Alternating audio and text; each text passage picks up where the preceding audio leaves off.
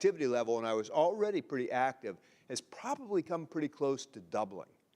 And it's just that I realize how much dead time there is when I'm not moving. And so I think it has really helped me make a healthier, help me be a healthier person. But to become a person who has an app and benefits from an app, I have to die to the person who says, I don't do apps, and who thinks he's better than everybody else who does apps, right? So I got to find some other source of self-esteem. I don't know, like maybe my relationship with Jesus or something. I don't know.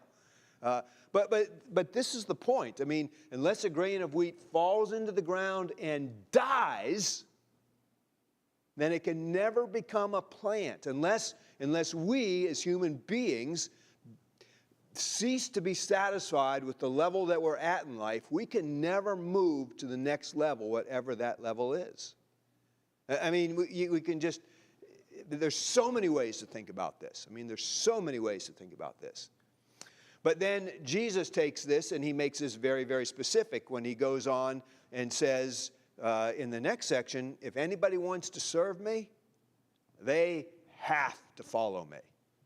And again, this is an absolute. This is not an equivocal statement. This is an absolute. The only way to get here is to leave there.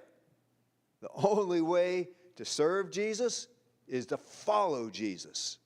And so now this general principle becomes a very specific principle. There's going to be certain ways that I do things, certain comfort zones, certain ways I think about myself that are very pleasant and convenient and so on, that I'm just going to have to give up if I'm going to faithfully follow Jesus.